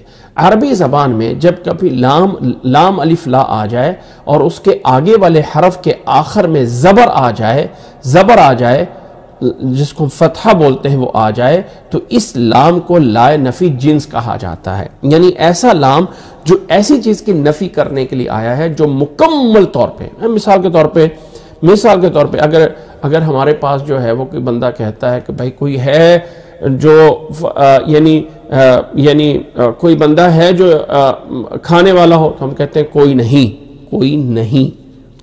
اب اس کا مطلب یہ نہیں ہوتا کہ کہیں پر بھی کوئی نہیں ہے، مطلب یہاں ہمارے پاس کوئی نہیں ہے، ٹھیک ہے؟ تو نفی جو ہوتی ہے وہ بعض تھوڑی چیزوں کی ہوتی ہے اور بعض مکمل طور پہ ہوتی ہے۔ جب ہم کہتے ہیں نا لا الہ الا اللہ، تو اس کا معنی یہ ہے کہ اللہ کے علاوہ کوئی بھی کہیں پر بھی کیسا بھی معبود نہیں ہے، معبود برحق نہیں ہے، معبود برحق کوئی بھی نہیں ہے۔ تو اس لا کو عربی گرامر میں لا نفی جنس بولتے ہیں۔ اور لفظ ریبن کا معنی شک ہے، لفظ ریبن کا معنی شک ہے۔ یہاں ریبن کے لیے میں تھوڑی سی بات کر دوں کہ میرے پاس فی الحال اس کا حوالہ نہیں ہے۔ انشاءاللہ اگر آپ لوگ بھی کوشش کریں گے تو میں بھی کوشش کروں گا کہ میں اپنی اس والی بات کا بھی کہیں سے حوالہ نکالوں یا درج کروں کہ عربی زبان میں شک کرنے کے لیے، کسی چیز کے بارے میں ڈاؤٹ ہونے کے لیے کچھ الفاظ ہیں۔ اگر آپ کو کسی چیز کے بارے میں بہت زیادہ ڈاؤٹ ہے نا، یہ میں اس کو سامنے کر کے بتاتا ہوں، اگر کسی چیز کے بارے میں بہت زیادہ ڈاؤٹ ہے نا، پتہ ہی نہیں ہے کیا آدھا صحیح آدھا غلط ہے، تو اس کے لیے بولا جاتا ہے تردد، کہ مجھے جو ہے نا اس کام میں تردد ہے۔ یہ نوٹ کیجئے گا، تردد یعنی شک جو ہے وہ 100% جو ہے آپ کہہ لیں کہ یہ اس میں شک ہے، ٹھیک ہے؟ اور اس سے نیچے جو ہے دوسرے نمبر پہ ہوتا ہے، عربی میں لفظ بولا جاتا ہے شک۔ کیا بولا جاتا ہے؟ شک، جس میں آپ یہ سمجھ لیں کہ 75% جو ہے وہ آپ کو جو ہے وہ یعنی آپ صحیح ہوتا ہے، لیکن 25% جو ہے وہ آپ سمجھ لیں کہ اس میں جو ہے وہ ہمیں شک ہوتا ہے، تو تب بولا جاتا ہے لفظ شکن. ٹھیک ہے، ایک چیز کا پتہ ہے کہ یہ راستہ یہی ہے لیکن اس میں 25% تھوڑا سا ڈاؤٹ ہے تو بول دیتے ہیں شک ہے. تیسرا لفظ یہ ہے کہ جس میں یہ بولا جاتا ہے مریتن. مریتن مریتن یہ لفظ جو ہے تب بولا جائے گا کہ جب آپ کو کسی چیز کے بارے میں صرف اور صرف آپ سمجھ لیں کہ 5% جو ہے وہ آپ کو اس کے بارے میں کوئی ڈاؤٹ ہے، تو شک کا غلط ہونے کا، تو تب اس کے لیے لفظ مریتن بولا جائے گا. اور جب 1% سے بھی کم، جب 1% سے بھی کم آپ سمجھ لیں 0.0000001 کر کے اتنے پرسنٹ کا اگر آپ کو شک ہے تو اس کے لفظ بولا جاتا ہے لفظ ریبن. میں اس کو اور بھی صفریں بڑھا سکتا ہوں لیکن میں سمجھانے کے لیے کہ پوائنٹ کے بعد 0.000 اتنا سا اگر ہو جائے تو اس کے لیے لفظ شک بولا جائے گا. یعنی سب سے ٹاپ نمبر پہ تردد 100%. آپ کو پتہ ہے کہ یہ پتہ نہیں میں کام کروں نہ کروں، بولتے ہیں مجھے تو اس میں تردد ہے، یار مجھے اس میں تردد ہے. ہم اپنی لینگویج میں بولتے ہیں جب پتہ ہو کہ یہ چیز صحیح ہے لیکن 25% کے قریب ڈاؤٹ ہے تو بولتے ہیں یار مجھے اس میں شک ہے. میں مانتا ہوں تم صحیح ہو لیکن مجھے اس میں تھوڑا سا شک ہے، تھوڑا سا شک ہے. اور جب اور زیادہ کم شک ہو جائے، یعنی کم سے کم ڈاؤٹ ہو جائے، تو بول دیتے ہیں کہ مجھے اس میں مریہ ہے، مریتن ہے. اور ریبن تب بولا جاتا ہے جو شک کا سب سے کم درجہ، شک کا سب سے کم درجہ جو ہے اس کے لیے ریب بولا جاتا ہے. اور قرآن مجید نے کتاب کے بارے میں یہ نہیں کہا ہے لا شک فیہ لا ریب لا مریۃ فیہ لا تردد فیہ، بلکہ اس کا جو سب سے چھوٹا درجہ تھا اس درجے کو بھی لام نفی جنس کے ساتھ ختم کیا کہ یہ وہ کتاب ہے جس میں شک کا وہ جو چھوٹا سے چھوٹا درجہ ہے وہ بھی نہیں پایا جاتا ہے، وہ بھی نہیں پایا جاتا ہے، وہ بھی نفی ہے اس کی. لا ریب فیہ اس کتاب میں لوٹ رہی ہے ہی کی ضمیر الکتاب کی طرف کہ اس کتاب میں وہ ذرہ برابر جو تھوڑا سا شک ہوتا ہے وہ بھی اس کتاب کے اندر موجود نہیں ہے. ذالک الکتاب لا ریب فیہ یہ وہ عظیم کتاب ہے جس میں تھوڑا سا ذرہ برابر بھی شک موجود نہیں ہے. یہ تھی اس کتاب کی پہلی صفت ذالک الکتاب، یہ وہ عظیم کتاب جس کی پہلی صفت لا ریب فیہ ہے. اب آتے ہیں دوسری صفت کی طرف، اور اب اس کی دوسری صفت ہے اور وہ ہے ھدی للمتقین. کیا ہے؟ ھدی للمتقین. یہ جو ھدی للمتقین ہے یہ بھی دو چیزوں پہ ہے، دو الفاظ ہیں، ایک اس میں ہدایت ہے اور ایک اس میں جو ہے وہ متقی ہے. اللہ اکبر، اس کو چھوٹا کیا اور اب ہمارے سامنے آ جاتے ہیں ھدی للمتقین. یہ جو ھدی للمتقین میں بھی دو الفاظ ہیں اور ایک ہے ھدن اور ایک ہے متقین. یہ قرآن مجید اتنی بڑی عظیم لا ریب کتاب ہے کہ متقین کے لیے ہدایت ہے. اب یہ جو متقین کے لیے ہدایت ہے، ہدایت کے کیا معنی؟ اہدنا الصراط المستقیم نے ہم نے جانا تھا ہدایت کے معنی. اگر کسی کو یاد ہو تو ہم نے جانے تھے دو معنی ہدایت کے، دو معنی ہدایت کے جانے تھے. ایک معنی یہ ہے ہدایت کا کہ راستہ بتانا، اور ایک معنی اس راستے پہ چلا دینا. ایک ہے راستہ دکھانا اور ایک ہے راستے پہ چلا دینا. ہدایت کا ایک معنی ہے راستہ دکھانا اور ایک معنی ہے راستے پہ چلا دینا. اللہ تعالیٰ نے اپنے نبی صلی اللہ علیہ وسلم کے بارے میں دو جگہوں پہ قرآن مجید کی دو آیتیں میں نے آپ لوگوں کے سامنے اس وقت بھی پیش کی تھیں اور آج پھر دکھاتا ہوں. دو آیت میں تہدی کا لفظ سرچ کر کے اللہ تعالیٰ نے فرمایا ہے اپنے نبی صلی اللہ علیہ وسلم کے بارے میں انک لا تہدی من احببت ولکن اللہ یہدی من یشاء وہو اعلم بالمتقین. سورۃ قصص میں آیت نمبر 56 میں فرمایا انک لا تہدی، آپ ہدایت نہیں دے سکتے جسے آپ پسند کرتے ہیں. اللہ تعالیٰ جسے چاہتا ہے وہ ہدایت دیتا ہے اور وہی جانتا ہے کون لوگ ہدایت یافتہ ہیں اور وہی جانتا ہے کون لوگ ہدایت یافتہ ہیں. آپ اپنی مرضی سے جسے پسند کریں ہدایت نہیں دے سکتے. سورۃ قصص میں اور سورۃ شورى کی آیت نمبر 52 میں فرمایا وَإِنَّكَ لَتَهْدِي إِلَىٰ صِرَاطٍ مُسْتَقِيمٍ، اور بے شک آپ ہدایت دینے والے ہیں صراط مستقیم کی طرف۔ فرق صرف یہ ہے کہ یہاں پہ الہ آ گیا، اِنَّكَ لَتَهْدِي إِلَىٰ صِرَاطٍ مستقیم، اور وہاں پر اِنَّكَ لَا تَهْدِي الہ نہیں من احببتا، یعنی وہاں پر تہدی کو ڈائریکٹ آگے پہ کیا گیا، متعدی کیا گیا، اور یہاں تہدی کو الہ کے ساتھ وَإِنَّكَ لَتَهْدِي صِرَاطٍ مستقیم نہیں، بلکہ الہ حرف جر ایڈ کر کے بتایا کہ آپ ہدایت مستقیم کی طرف لے کے جاتے ہیں، اور اس پر جو چلانا ہوتا ہے وہ اللہ کے اختیار میں ہوتا ہے۔ جو ہدایت مستقیم پہ چلانا ہوتا ہے وہ اللہ کے اختیار میں ہوتا ہے، اور آپ اس ہدایت کے صراط مستقیم کی طرف لے جانے والے ہیں۔ تو ہدایت کا ایک معنی ہے راستہ دکھانا، اور ایک معنی ہے راستے پہ چلانا۔ اچھا اب یہ بتائیے کہ یہ کتاب جو قرآن مجید ہے یہ ہدایت ہے متقین کے لیے، تو کیا جو متقین نہیں ان کے لیے ہدایت نہیں ہے؟ متقین کو راستے پہ چلاتی ہے، تو جو متقی نہیں ہے اس کا قرآن مجید تو اس کے لیے ہدایت ہی نہیں ہے، کیا کریں؟ میں نے آپ لوگوں کو ایک بات سمجھائی تھی، یاد ہوگا آپ لوگوں کو۔ اللہ اکبر اللہ اکبر، میری آواز پہنچ رہی ہو تو پلیز بتا دیجئے گا۔ اللہ اکبر، آواز آ رہی ہے؟ جو میرے ساتھ سوشل میڈیا پہ ہیں آپ لوگ بتا سکتے ہیں۔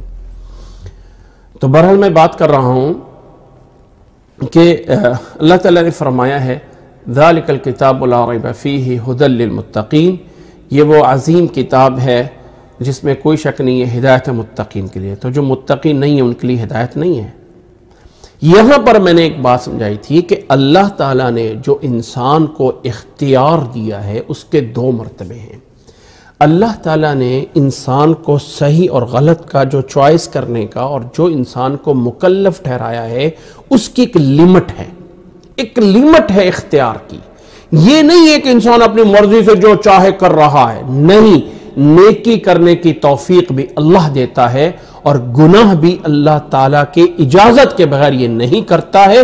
اللہ تعالیٰ کی جتنی اجازت، جتنا اس سے کروایا جاتا ہے اتنا کرتا ہے۔ نوٹ کریں، جتنا اس سے کروایا جاتا ہے، میں لفظ بول رہا ہوں، اتنا کر سکتا ہے، اس سے آگے نہیں کر سکتا۔ اور نیکی بھی، عبادت بھی اتنی کر سکتا ہے جتنی اس سے کروائی جاتی ہے۔ تو پھر انسان کے جنتی اور جہنمی ہونے کا کیا فائدہ؟ وہ تو اللہ تعالیٰ نے اس کی لگام پکڑی ہوئی ہے، یہ کہہ دیا یہ جنتی ہے جنت میں ڈال دو، یہ جہنمی ہے جہنم کے میں ڈال دو، تو اعمال کا کیا فائدہ ہوا؟ وہ تو اللہ تعالیٰ نے جب بچہ پیدا ہوتا ہے ماں کی گود میں، بچہ پیدا ہوتا ہے تبھی فرشتہ آتا ہے، لکھ دیتا ہے اس کا عمل اتنا ہے، اس کا جو ہے وہ جنتی ہے یا جہنمی ہے، اور اللہ تعالیٰ کے ہاں لوح محفوظ میں تو سب کچھ لکھا ہوا ہے جس کو ہم تقدیر کہتے ہیں۔ تو انسان کو اختیار کس چیز کا ہے؟ اس میں نے سمجھانے کے لیے یہ بات بتائی تھی کہ حضرت علی رضی اللہ تعالیٰ عنہ کا ایک قول ہے، میں اس قول کو ایز اے مثال کے بیان کرتا ہوں، اس لیے کہ ابھی تک مجھے اس کا حوالہ نہیں ملا، لیکن بات کو سمجھانے کے لیے کرتا ہوں۔ اور وہ یہ ہے کہ کسی بندے نے آ کے پوچھا کہ اللہ تعالیٰ نے انسان کو اختیار کتنا دیا ہے؟ تو فرمانے لگے ایک پاؤں پر اٹھا لو، اس نے اٹھا لیا۔ اب فرمایا دوسرا پاؤں بھی اٹھاؤ، تو وہ دوسرا پاؤں نہیں اٹھا سکتا ہے۔ اس نے کہا میں دوسرا کیسے اٹھاؤں، گر جاؤں گا۔ فرمایا یہ ایک قدم اٹھانا نیکی میں، گناہ میں، اچھائی میں، برائی میں تیرے ذمہ ہے، اس پہ تیری چوائس ہے۔ اگلا کام کروانا، انجام تک پہنچانا یہ رب کے ذمہ ہے، تیرے اختیار میں نہیں ہے۔ تیرا محاسبہ اس ایک قدم پہ ہے جب انسان کوشش کرتا ہے۔ یاد رکھیں ایک حدیث عموماً سنی ہوگی، ایک حدیث عموماً آپ لوگوں نے سنی ہوگی کہ رسول اللہ صلی اللہ علیہ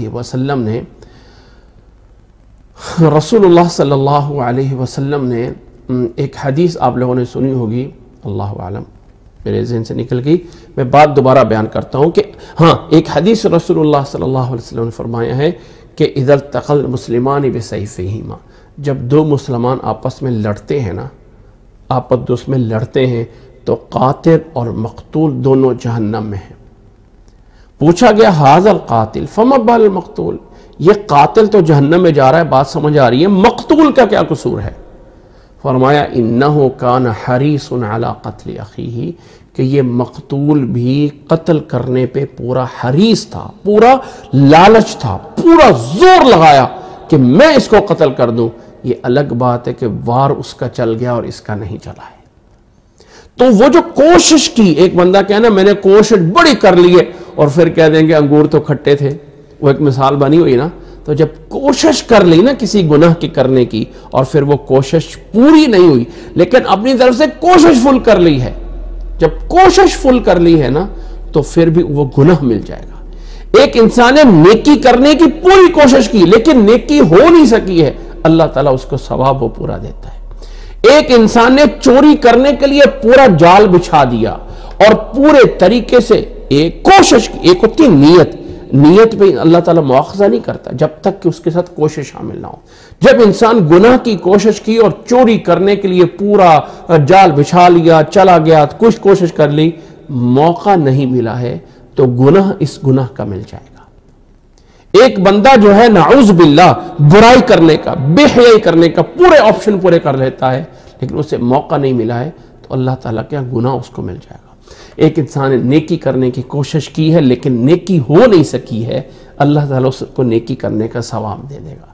وہ ایک حدیث سنی ہوگی کہ ایک بندہ 100 قتل کر چکا تھا، توبہ کرنے کے لیے نکلا تھا، توبہ کی نہیں ہے، ابھی پہنچا نہیں مقصد پہ، منزل پہ، درمیان میں موت آ گئی ہے تو اللہ کے رحمت کے فرشتے اس کی جان کو لے جاتے ہیں کہ اللہ نے اس کو معاف کر دیا کہ کوشش کر کے چل پڑا تھا۔ تو ایک یہ جو ہمارا حساب کتاب ہے، ہم جس کے مکلف ہیں وہ اس کوشش کے ہیں، اس کے بعد ہدایت یا دوسرا لفظ بولتا ہوں توفیق دینا اس عمل کو پورا کرنے کی، وہ اللہ تعالیٰ کی طرف سے ہوتا ہے۔ اب ایک انسان کہے کہ جی میں نماز نہیں پڑھتا ہوں، اللہ تعالیٰ جب توفیق دے گا تو میں پڑھ لوں گا، بھئی اللہ تعالیٰ جب مجھے روزے کی توفیق دے گا تو میں روزہ رکھ لوں گا۔ تو اسے کہو پہلے کوشش کرنا تیری ذمہ داری ہے، پھر وہ کام کروانا اللہ تعالیٰ کی ذمہ داری ہے۔ اس پہلی کوشش پہ تیرا امتحان ہے کہ تم کر رہا ہے کہ نہیں کر رہا۔ تو یہ ہدایت ہے متقین کے لیے، یہ وہ دوسرا پوائنٹ ہے۔ یہ کتاب توفیق دیتی ہے متقین کو، یہ ہدایت ہیلپ کر رہی ہے اللہ کے اس کام کو پورا کرنے کی۔ یہ راستہ دکھانے والی ہدایت کا معنی ہدی للمتقین میں نہیں ہے، ہدی للمتقین میں معنی دوسرا ہے کہ یہ وہ عظیم کتاب ہے جس میں کوئی شک نہیں ہے، اور یہ کتاب توفیق دیتی، جو لوگ اس کو پڑھیں گے، جو اس کو سمجھیں گے، جو اس پہ محنت کریں گے، اللہ ان کو نیک بننے کی، متقی بننے کی ہدایت اور توفیق دے گا کہ وہ متقین بن جائیں گے۔ یا وہ لوگ جو ہے اللہ کے کاموں کو پورا کریں گے جو متقین ہوں گے، جو متقین ہوں گے، متقی مطلب گناہ سے بچنے والے، میں اس کی تشریح کرتا ہوں، جو گناہ سے بچنے والے ہوں گے، یہ کتاب ان کو اللہ تعالیٰ کے صحیح کاموں کو پورا کرنے میں توفیق دے گی، مدد دے گی۔ یہ معنی ہے ہدایت کا۔ ہدایت کے دو معنی، ایک راستہ دکھانا اور ایک راستے پہ چلانا۔ یہ کتاب بمعنی چلانے کے ہے کہ یہ کتاب متقین کو چلاتی ہے۔ ہاں ویسے ہدایت بتانا جیسے نبی صلی اللہ علیہ وسلم کے بارے میں اِنَّكَ لَتَهْدِي إِلَىٰ صِرَاطٍ مُسْتَقِيمٍ، آپ لوگوں کو صحیح راستے کی طرف لا رہے ہیں، بتا رہے ہیں، تو اس معنی میں یہ سب کے لیے ہدایت ہے، متقین کے لیے نہیں، کافروں کے لیے بھی ہدایت ہے، منکروں کو بھی ہدایت ہے، مسلمانوں کے لیے بھی ہدایت ہے، لیکن توفیق انہیں ملے گی جو متقی بن جائیں گے، متقی بن جائیں گے۔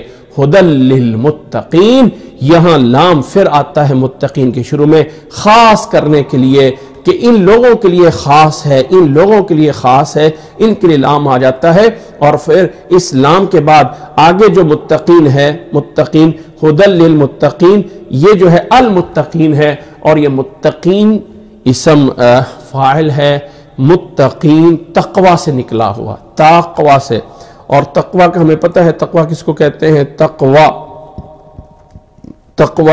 کس کو کہتے ہیں، تقوی یہ جو ہے واقعہ سے نکلا ہوا ہے جس کا معنی ہوتا ہے بچنا، وقایہ، الوقایۃ خیر من العلاج، پرہیز کرنا دوائی لینے سے زیادہ بہتر ہوتا ہے۔ کبھی سنا عربی کا محاورہ کہ لوگ لکھتے ہیں پرہیز کرنا، پرہیز کرو، بھئی ڈاکٹر نے دوائی بھی دی ہے تو ڈاکٹر نے کوئی پرہیز بھی تو بتایا ہے، تو وہ جو پرہیز ہوتا ہے نا وہ دوائی کھانے سے زیادہ بہتر ہوتا ہے، کسی کو ڈائبٹیز ہے نا، کچھ بھی نہ کھائے لیکن پرہیز پورا کرے تو اس کو بھی بہت بڑا فرق پڑتا ہے۔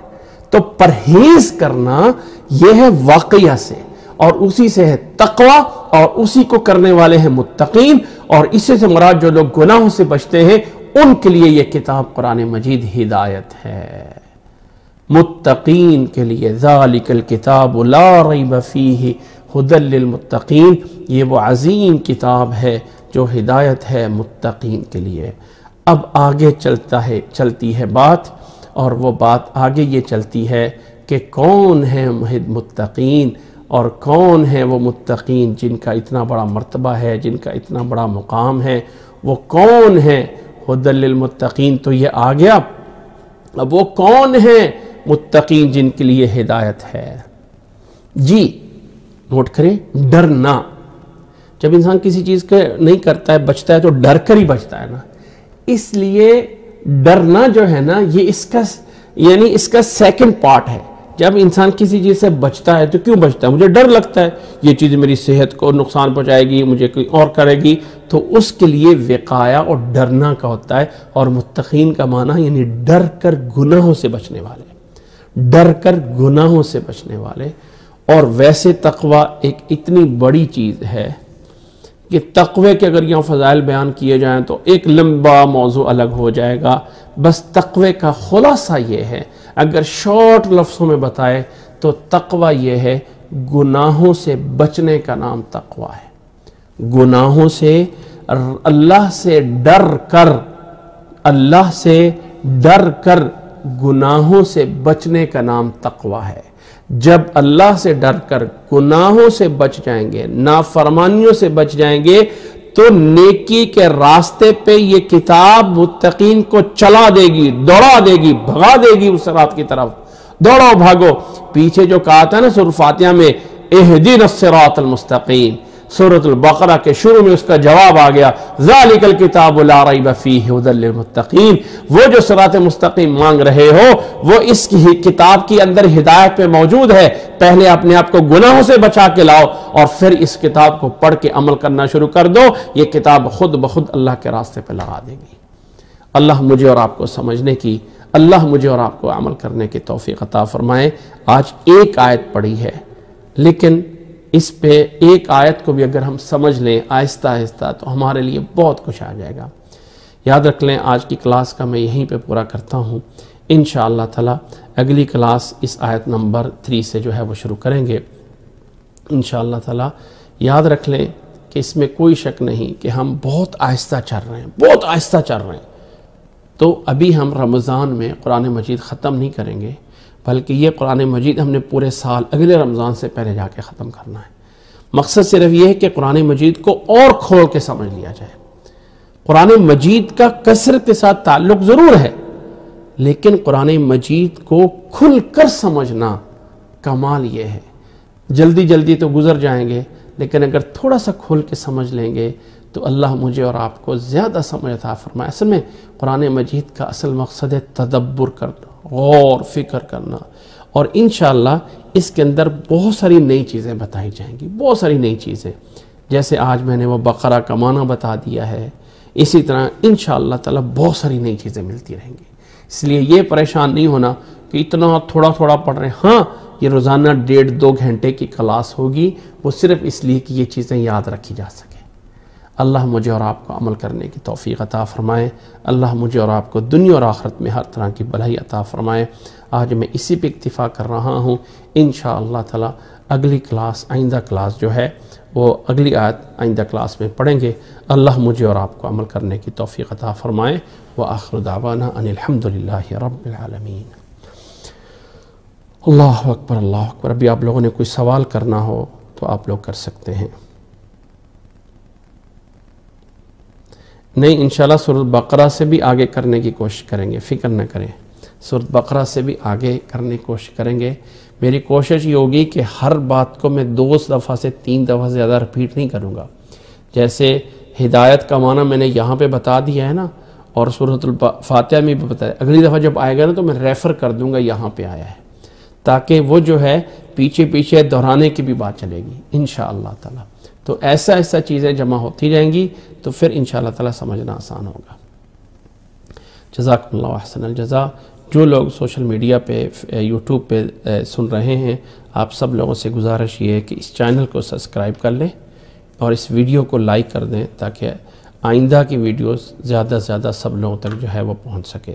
اور جو لوگ فیس بک پہ سن رہے ہیں، آپ لوگوں سے بھی گزارش یہ ہے کہ اس کو لائک کریں، آگے شیئر کر دیں، اور اسی طرح جو ہے اس پیج کو بھی لائک کر لیں۔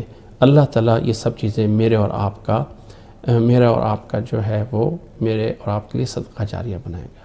بے شک ٹائم کا نہیں پتہ چلتا ہے، اس لیے کہ جب انسان توجہ سے سیکھتا ہے نا تو بہت کچھ ملتا ہے۔ سادہ ترجمہ یا تھوڑی سی باتیں کر لینا کافی نہیں، میں سمجھتا ہوں کہ جب قرآن مجید کو پڑھ ہی رہے ہیں تو کیوں نہ ہو کہ کوشش کریں اپنا، اس میں کبھی کوئی انسان نہیں کہہ سکتا کہ میں پورا حق ادا کر رہا ہوں، لیکن کوشش تو کر سکتے ہیں نا۔ اللہ مجھے اور آپ کو عمل کرنے کی توفیق عطا فرمائے۔ آپ لوگوں کے سامنے اسکرین پہ نمبر شو ہو رہا ہے، اگر آپ لوگوں نے کوئی سوال پوچھنا ہے تو اس پہ واٹس ایپ پہ کال کر سکتے ہیں، ڈائریکٹ کال بھی کر سکتے ہیں اس نمبر پہ۔ میں انشاءاللہ تعالیٰ آپ لوگوں کے سوالات کی جوابات دینے کی کوشش کروں گا۔ اور ہر روز کی طرح میں آج بھی ایک دفعہ ضروری بتانا سمجھتا ہوں، اس لیے کہ دین کے کام جتنے بھی ہیں وہ سب مل کر کرتے ہیں۔ کبھی کوئی انسان اپنی ذات میں اکیلا جو ہے وہ حرف کل نہیں ہوتا ہے۔ یہاں پر ہم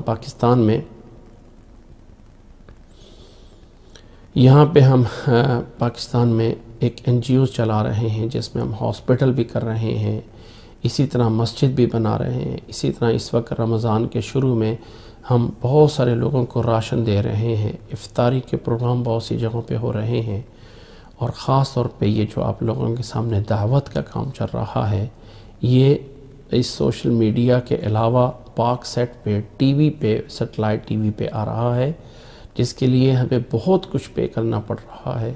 اور پورے ایشیا میں پاکستان، انڈیا، بنگلہ دیش اور اسی طرح عرب کنٹری، سعودیہ، کویت، قطر، بحرین، اگر آپ نے ڈش لگا ہوا ہے تو اس کو ٹون کریں گے تو اس کی لسٹ میں یہ ہمارا چینل جو ہے پاک سیٹ پہ 4076 فریکوینسی پہ آپ کے سامنے آ جائے گا۔ اس دعوت کے کام کو آگے پھیلانے کے لیے بھی ہمیں ایک بہت بڑے فنڈ کی ضرورت ہے۔ اللہ آپ سب لوگوں کو جزائے خیر عطا فرمائے۔ جتنے بھی سامعین ہیں انشاءاللہ تعالی اس میں ضرور ہمارا خیال رکھیں گے۔ جزاکم اللہ احسن الجزا۔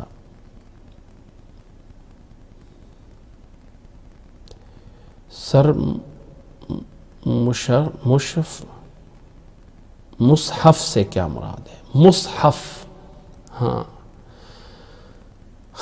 جب میں نے آپ لوگوں کو قرآن مجید کے نام بتائے تھے تو وہاں پہ بتایا تھا کہ قرآن مجید کے ناموں میں جو لفظ مصحف ہے یہ بولا گیا ہے حضرت ابوبکر رضی اللہ تعالیٰ عنہ کے دور میں، جب قرآن مجید کو ایک جگہ پہ ایک بک میں جمع کر دیا گیا، ٹھیک ہے، ایک کتاب میں، یعنی جو پہلے کپڑوں پہ لکھا ہوا تھا، جو پہلے پھٹیوں پہ لکھا ہوا تھا، پتھروں پہ لکھا ہوا تھا، چمڑوں پہ لکھا ہوا تھا، پھر حضرت ابوبکر رضی اللہ تعالیٰ عنہ کے دور میں جب ایک کتاب میں کیا گیا۔ اب دیکھو نا، یہاں پر جو میں کتاب بول رہا ہوں یہ وہ والی کتاب نہیں بول رہا ہوں، یہ ہم جو اپنے پاس کہتے ہیں کہ یہ میرے سامنے یہ بک ہے، یہ جو جب ایک بک میں جمع کیا گیا تو اس بک کا نام کیا رکھنا ہے؟ اس بک کا نام کیا رکھنا ہے؟ یعنی ویسے تو قرآن تو وہ ہم جو پڑھ رہے ہیں اور اس کتاب کو جو اللہ کی طرف سے نازل ہو رہی ہے، اب وہ جو یہ بک بن گئی، اس بک کا نام کیا رکھیں؟ تو حضرت ابوبکر رضی اللہ تعالیٰ عنہ کے دور میں بہت سارے نام آئے، تو حضرت عبداللہ بن مسعود رضی اللہ تعالیٰ عنہ فرمایا کہ میں نے حبشہ میں دیکھا تھا کہ لوگ اپنی اس کتاب کو جو ہے مصحف کہتے تھے، تو اس لیے اس نام کا انتخاب کر لیا گیا۔ تو ہم اپنی اردو لینگویج میں اس کے لیے نسخہ بولتے ہیں، قرآن مجید کا نسخہ، قرآن مجید کا نسخہ 1 2 3 4 5۔ تو یہ جو بک ہے قرآن مجید کی، جو کاغذ ہے، گتہ ہے، اس کے لیے جو ہے وہ عربی میں مصحف بولتے ہیں۔ قرآن وہ ہے جو ہم پڑھتے ہیں، کتاب وہ ہے جو اس قرآن مجید کے اندر، ہاں ہم اپنی دوسری زبان میں بکس کہتے ہیں، یہ انگلش کی بک ہے، یہ اردو کی بک ہے، فلاں ہے فلاں ہے، تو وہ بک جو قرآن مجید کی بک ہے نا وہ ہے. ہاں یہاں پر جو یہ مخلوق بک ہے، مخلوق میں اس لیے بول رہا ہوں کہ یہ جو بک ہے اس کے لیے مصحف بولا جاتا ہے. امید ہے کہ بات سمجھ آ گئی. جی جزاک اللہ احسن الجزا. اللہ تعالیٰ مجھے اور آپ کو سمجھنے کو اور عمل کرنے کی توفیق عطا فرمائے. جی اور کوئی سوال کرنا ہو آپ لوگوں نے؟ اور امید ہے کہ آپ لوگوں کے سامنے جو ایک ریکویسٹ کی گئی ہے آپ اس کو ضرور یاد رکھیں گے. اگر آپ اس سلسلے میں کوئی ہیلپ کرنا چاہیں تو اسکرین پہ جو آپ کے سامنے نمبر شو ہو رہا ہے اس پہ آپ لوگ کال کر سکتے ہیں، میسج کر سکتے ہیں، جہاں آپ کو ڈیٹیل ساری بتا دی جائے گی. اور کوئی سوال کرنا ہو تو آپ لوگ کر سکتے ہیں.